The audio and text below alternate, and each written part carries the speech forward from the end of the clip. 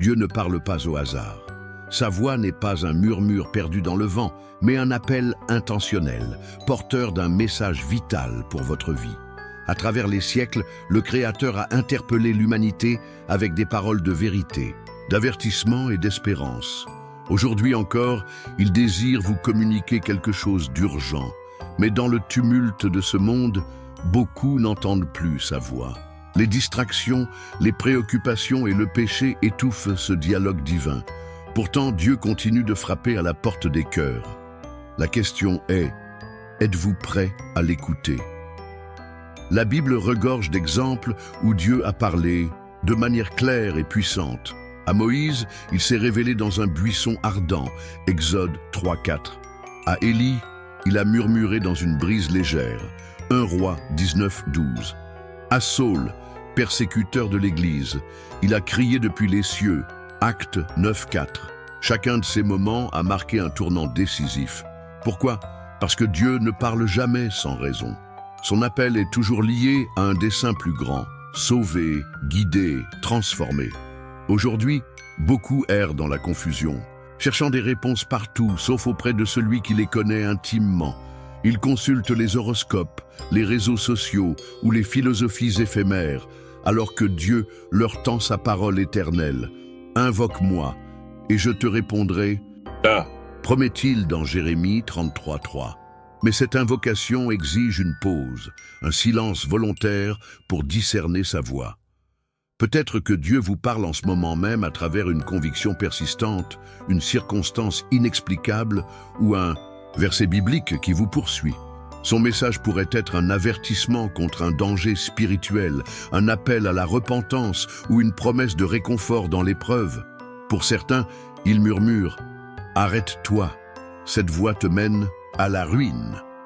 Pour d'autres, c'est un tendre « Je suis avec toi, ne crains pas ». Ignorer cet appel a des conséquences. La Bible met en garde « Aujourd'hui, si vous entendez sa voix, n'endurcissez pas vos cœurs ». Hébreux 3:15. Pharaon a résisté à Dieu et a plongé son peuple dans le chaos. Jonas a fui son appel et a connu la tempête. À l'inverse, ceux qui ont écouté, comme Marie disant « Qu'il me soit fait selon ta parole » Luc 1:38, ont vu Dieu accomplir des miracles à travers leur obéissance. Alors, comment reconnaître sa voix? Elle s'accorde toujours avec les Écritures, elle glorifie Christ, Jean 16:14, et elle produit en nous la paix, même dans la conviction de péché. Le diable, lui, accuse, torture et pousse au désespoir. Dieu, au contraire, convainc pour nous libérer. Si vous ressentez aujourd'hui son invitation pressante, ne la repoussez pas. Peut-être s'agit-il du dernier avertissement avant une chute, de la direction pour une décision cruciale ou de l'assurance de son pardon. Jésus lui-même dit « Voici, je me tiens à la porte et je frappe ». Apocalypse 3:20. La balle est dans votre camp. Prenez un moment maintenant, éteignez le bruit, lisez sa parole, priez avec sincérité. Dieu a quelque chose d'urgent à vous dire et votre réponse déterminera votre destinée. Nous vivons à l'ère du vacarme permanent. Entre les notifications incessantes des smartphones, les sollicitations professionnelles, les divertissements en continu et le tourbillon de nos pensées anxieuses, notre âme ressemble à une place de marché, bondée où toutes les voix crient en même temps. Dans ce chaos organisé, comment discerner la voix douce et persistante de Dieu? Le prophète Élie l'a découverte non dans le vent violent, ni dans le tremblement de terre, ni dans le feu, mais dans le murmure d'une brise légère. 1 Roi 19:12. Aujourd'hui encore, Dieu parle de la même manière, mais qui prend un temps de l'écouter. Les obstacles modernes à l'écoute divine sont plus insidieux que jamais. Premièrement, la tyrannie de l'urgence nous maintient dans un état de réactivité permanente. Nous courons d'une tâche à l'autre comme si notre valeur dépendait de notre productivité, laissant peu d'espace pour la contemplation spirituelle. Deuxièmement, l'addiction aux écrans a rétréci notre capacité d'attention. Des études montrent que nous changeons d'onglet ou d'application toutes les 40 secondes en moyenne. Comment alors méditer sur la parole qui demeure éternellement? Ésaïe 48. Plus subtil encore est l'intoxication émotionnelle. Beaucoup s'abreuvent quotidiennement aux sources empoisonnées des réseaux sociaux, colère, envie, peur, vanité, puis s'étonnent de ne plus entendre Dieu. L'apôtre Jean nous met en garde. N'aimez point le monde, ni les choses qui sont dans le monde. 1 Jean 2,15. Le monde ici désigne ce système de valeurs opposées à Dieu qui s'infiltre insidieusement dans nos pensées par le biais de la culture dominante. Le péché non confessé constitue peut-être l'obstacle le plus redoutable. Comme un casque anti-bruit spirituel, il isole progressivement le croyant de la communion divine. David en fit l'expérience douloureuse après son adultère avec Bathsheba. « Quand je me suis tu, mes os se consumaient. » Psaume 32, 3. Ce n'est qu'après sa repentance qu'il put à nouveau entendre Dieu. Curieusement, même les bonnes choses peuvent devenir des obstacles lorsqu'elles prennent trop de place. Le service chrétien frénétique, les activités familiales légitimes ou les loisirs innocents deviennent problématiques lorsqu'ils ne laissent plus de marge pour le silence devant Dieu. Marthe était occupée à beaucoup de services. Mais Jésus lui rappela que Marie avait choisi la bonne part en s'asseyant à ses pieds. Luc 10, 40, 42. Comment donc briser ces barrières? Commencez par un examen de conscience radical. Qu'est-ce qui, dans votre emploi du temps, vos habitudes ou vos attachements, étouffe systématiquement votre vie spirituelle? Identifiez ces voies parasites, peut-être une relation toxique, une addiction cachée ou une ambition démesurée. Puis prenez des mesures concrètes. Instaurez des zones sans écran, gardez un journal de prière ou, comme Jésus, levez-vous bien avant le jour pour vous retirer dans un lieu désert. Marc 1, 35. Le silence n'est pas un luxe, mais une nécessité vitale. Dans les monastères chrétiens, on pratique le silencium, des périodes de silence strictes pour mieux écouter Dieu. Cette sagesse ancienne reste pertinente à l'ère numérique, car c'est seulement lorsque nous faisons taire les autres voix que nous pouvons entendre clairement la seule voix qui donne la vie éternelle. Mes brebis entendent ma voix, je les connais, et elles me suivent. Jean 10, 27. Votre âme a soif de ce dialogue divin. Aujourd'hui, décidez de créer des espaces sacrés dans votre quotidien où Dieu pourra enfin se faire entendre. Ce n'est qu'en éteignant le bruit du monde que vous discernerez la mélodie céleste qui veut vous guider vers votre destinée véritable. L'histoire biblique nous présente un fait troublant. Chaque fois que l'homme a persisté à ignorer les avertissements divins, il a plongé dans des conséquences désastreuses. Le pharaon d'Égypte en fit l'amère expérience lorsqu'il endurcit son cœur malgré les 10 plaies. Exode 9, 12. Le roi Saül perdit son trône pour avoir désobéi aux instructions prophétiques. 1 Samuel 15, 23. Judas Iscario étouffa les appels répétés de Jésus jusqu'à sombrer dans le désespoir. Ces récits ne sont pas de simples leçons d'histoire, ce sont des avertissements solennels pour quiconque risque aujourd'hui de faire la sourde oreille à Dieu. Le premier danger est la progressive insensibilité spirituelle. Comme un muscle qui s'atrophie par manque d'exercice, notre capacité à discerner la voix de Dieu s'affaiblit chaque fois que nous la négligeons.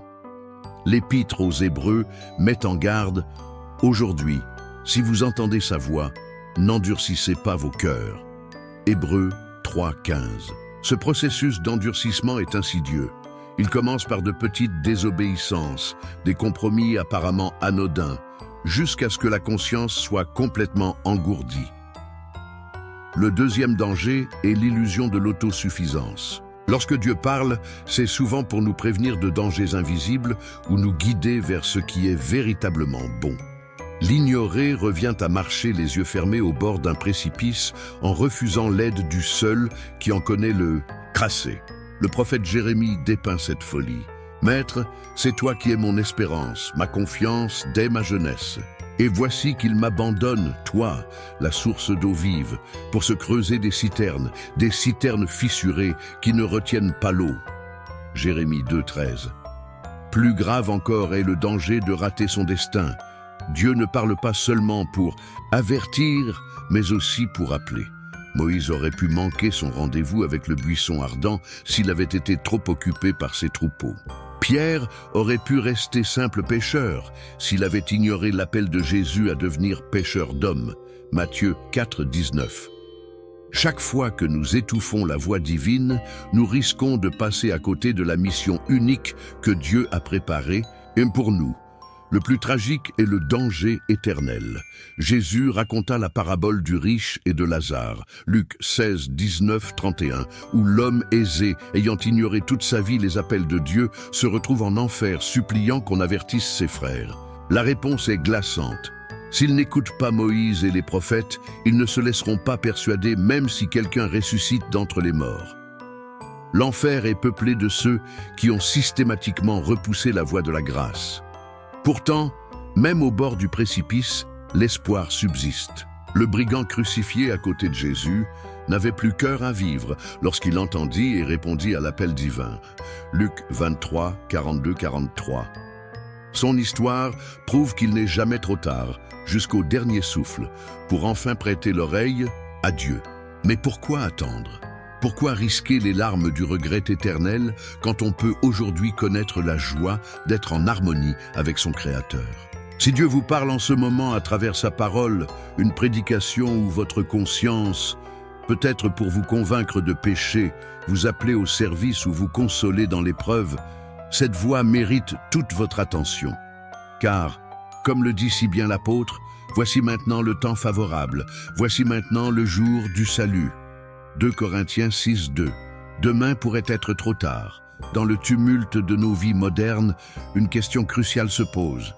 Comment discerner la voix de Dieu au milieu de tant d'autres voix qui réclament notre attention? Le Dieu qui parlait autrefois aux patriarches et aux prophètes n'a pas changé. Il continue de se révéler à nous, mais par des moyens que nous devons apprendre à reconnaître. La Bible reste le canal principal par lequel Dieu nous parle. Toute écriture est inspirée de Dieu et utile pour enseigner, pour convaincre, pour corriger, pour instruire dans la justice. 2 Timothée 3,16.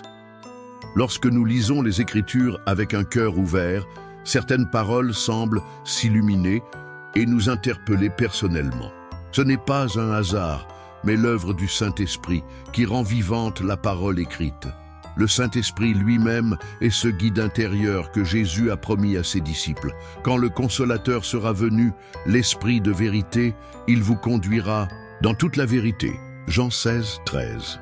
Cette voix intérieure ne contredit jamais l'Écriture, mais elle l'applique à notre situation particulière. Elle peut se manifester par une conviction profonde, une paix inexplicable ou une soudaine illumination. Dieu utilise aussi les circonstances pour nous parler. Une porte qui s'ouvre ou se ferme de manière inattendue, une rencontre providentielle, une série d'événements qui semblent trop coordonnés pour être le fruit du hasard. Autant de signes que la providence est à l'œuvre. Mais attention, il faut toujours confronter ces signes avec la parole de Dieu, car Satan peut aussi manipuler les circonstances. La prière est un dialogue où Dieu répond souvent de manière surprenante. Certains reçoivent des rêves ou des visions comme dans les temps bibliques, d'autres entendent une voix audible, bien que ce soit rare.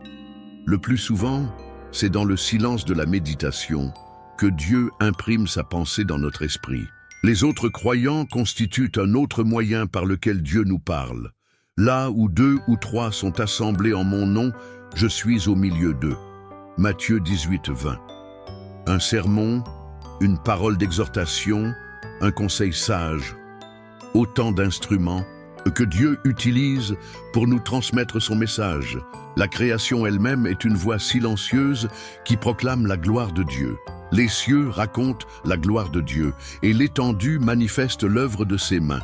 Psaume 19, 2. Un coucher de soleil, la complexité d'une fleur, l'immensité des étoiles, tout parle de son Créateur.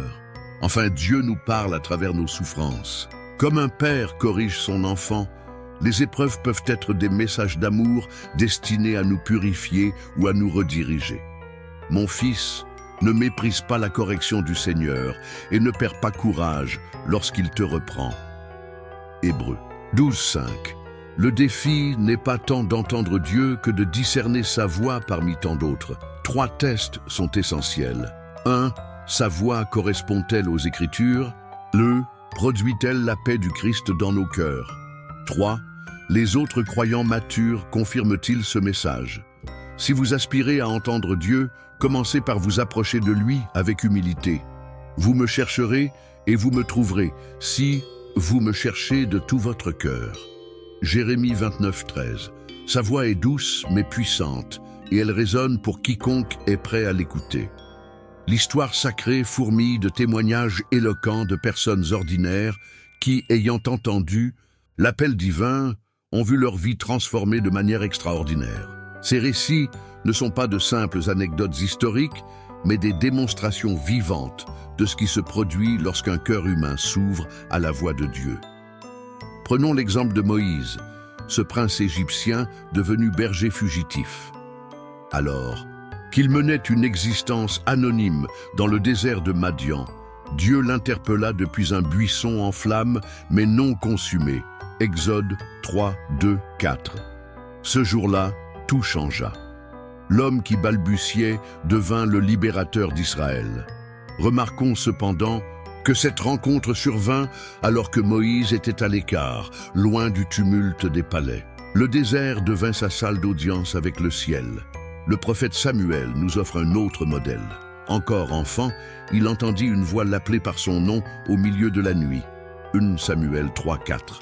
À la troisième fois, sur le conseil du vieil, Élie, il répondit « Parle, Seigneur, car ton serviteur écoute ». Cette attitude d'humilité et de disponibilité fit de lui l'un des plus grands prophètes d'Israël. Notons que Dieu parla à Samuel lorsqu'il était jeune, prouvant qu'il n'attend pas notre maturité pour nous appeler, mais qu'il nous rend matures par son appel.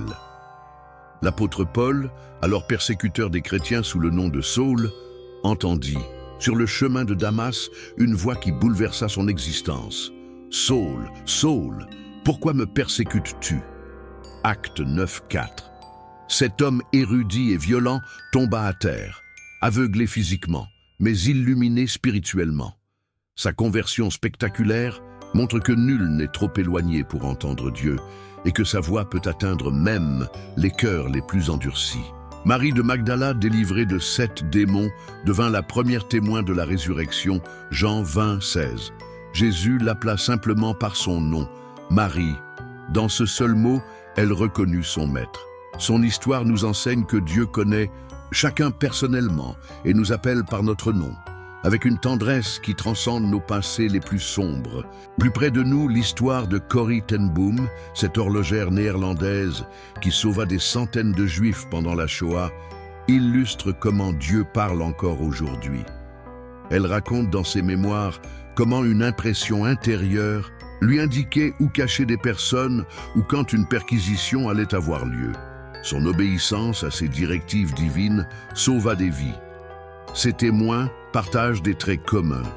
Ils étaient disponibles, attentifs et surtout obéissants. Moïse quitta son troupeau, Samuel répondit promptement, Paul abandonna ses préjugés religieux, Marie changea de priorité. Tous firent place à Dieu dans leur agenda surchargé ou leur plan bien établi. Aujourd'hui encore, Dieu continue d'appeler des hommes et des femmes dans leur contexte quotidien. Peut-être vous parle-t-il à travers ce livre même ou par la bouche d'un ami, lors d'une promenade solitaire, au milieu d'une épreuve. Son appel n'est pas réservé aux grands de ce monde, mais s'adresse à tous ceux qui ont des oreilles pour entendre. Comme ces témoins de la foi, nous avons le choix. Poursuivre notre route comme si de rien n'était ou nous arrêter net pour répondre « Parle, Seigneur ». Ton serviteur écoute. L'histoire montre que ceux qui optent pour la seconde alternative voient leur vie prendre une dimension qu'ils n'auraient jamais osé imaginer. En ce moment même, alors que vous lisez ces lignes, Dieu cherche à attirer votre attention. Il ne parle pas pour ne rien dire. Chaque parole divine porte en elle un but précis, vous sauver, vous guérir, vous diriger ou vous restaurer. Mais quel est son message pour vous aujourd'hui ? Un appel à la repentance. Pour certains, Dieu murmure avec insistance « Reviens à moi ». Peut-être vous a-t-il mis en face d'un péché caché, d'une habitude toxique ou d'une relation qui vous éloigne de lui. Comme le père de la parabole du fils prodigue, Luc 15, 20, il attend votre retour.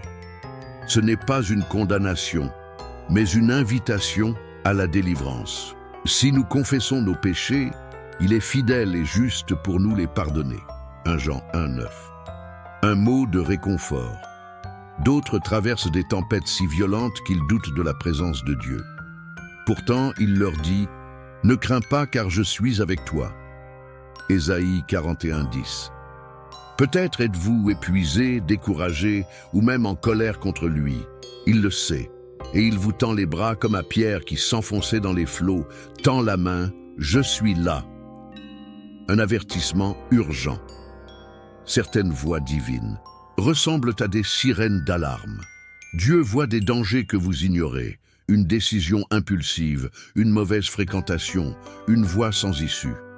Comme il avertit Caïn avant le meurtre d'Abel, Genèse 4,7, il vous supplie « Prends garde ».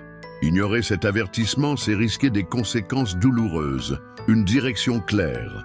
Vous priez peut-être pour un choix crucial, un métier, un mariage, un déménagement. Dieu répond, mais exige parfois un premier pas de foi.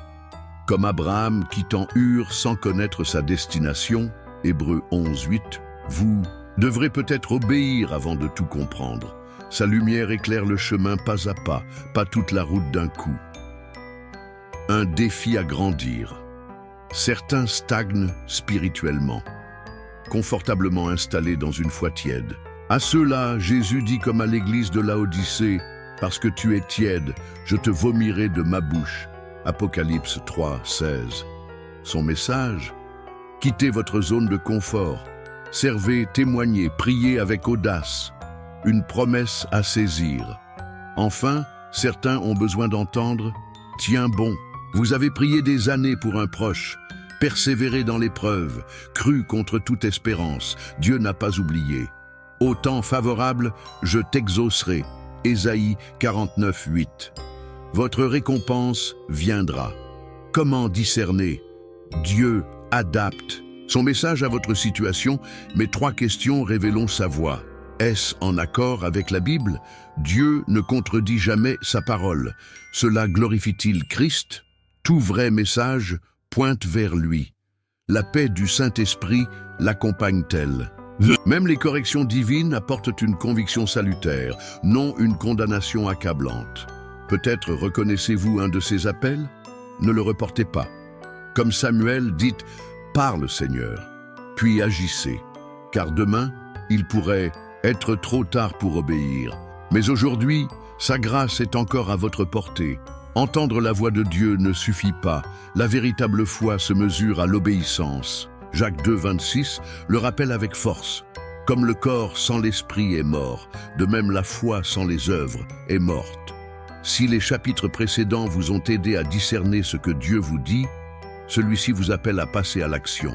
Car un message divin ignoré devient une occasion manquée, mais un message suivi d'actes change des vies et des destins. L'urgence de l'obéissance. Dans la Bible, chaque rencontre avec Dieu exigeait une réponse concrète. Noé bâtit l'arche. Genèse 6,22. Abraham quitta son pays. Genèse 12,4. Pierre jeta ses filets une fois de plus. Luc 5,5. Aucun ne resta passif. Pourquoi ? Parce que la parole de Dieu est vivante et active. Hébreux 4,12. Elle ne se contente pas d'être entendue, elle doit être incarnée. Si Dieu vous a parlé d'abandonner un péché, c'est aujourd'hui qu'il faut rompre. S'il vous pousse à pardonner, à réparer une relation ou à entreprendre une nouvelle étape, chaque jour de retard affaiblit votre foi. L'obéissance différée est une désobéissance déguisée. Les obstacles à l'action. Pourtant, beaucoup hésitent, certains par peur, et si je me trompe, d'autres par procrastination, je verrai plus tard. D'autres encore doutent de leur capacité, je ne suis pas assez qualifié. Mais regardez comment Dieu a répondu à Moïse qui se trouvait incapable. Je serai avec toi. Exode 3,12. Votre faiblesse n'est pas un obstacle pour lui, mais une occasion de manifester sa puissance. Le plus grand piège, cependant, reste l'auto-illusion. Certains croient avoir répondu à Dieu parce qu'ils ont été émus pendant un culte ou qu'ils ont partagé un verset sur les réseaux sociaux. Mais la vraie conversion se voit aux fruits. Matthieu 7, 20. Si votre foi ne transforme pas vos choix, vos priorités et vos actions, avez-vous vraiment écouté? Comment répondre, concrètement? Prenez une décision immédiate. Ne laissez pas l'émotion s'évaporer. Si Dieu vous a convaincu de quelque chose, engagez-vous sans délai. Inscrivez votre résolution. Parlez-en à un ami qui vous tiendra responsable. Faites le premier pas, même petit. Vous ne savez pas comment tout accomplir? Commencez simplement. Si Dieu vous appelle à servir, inscrivez-vous à une équipe. S'il vous pousse à étudier la Bible, ouvrez-la aujourd'hui pendant 10 minutes. La foi est comme un muscle. Elle se fortifie en s'exerçant. Persévérez malgré les difficultés. L'obéissance déclenche souvent des résistances. Ne vous découragez pas. Comme Néhémie reconstruisant les murailles malgré les moqueries, Néhémie 4, 6, restez ferme. Rendez compte. Partagez votre progression avec un mentor spirituel. La transparence brise l'isolement et renforce votre engagement. Le prix et la récompense. Obéir à un coût. Cela peut signifier renoncer à des habitudes, des relations ou même des ambitions. Mais la récompense est infiniment plus grande. Une vie alignée sur Dieu, une paix profonde et l'assurance d'être dans sa volonté. Jésus résuma tout. En une phrase, si quelqu'un veut venir après moi, qu'il renonce à lui-même, qu'il se charge de sa croix et qu'il me suive. Matthieu 16, 24. Le chemin de l'obéissance est exigeant, mais c'est le seul qui mène à la vie abondante. Jean 10, 10. Et maintenant, si vous avez entendu Dieu vous parler à travers ces pages, ne refermez pas ce livre comme si rien ne s'était passé. Priez, agissez, aujourd'hui. Car demain n'est pas promis, mais aujourd'hui, Dieu vous tend la main. Sa voix vous a appelé. À vous de répondre par des actes.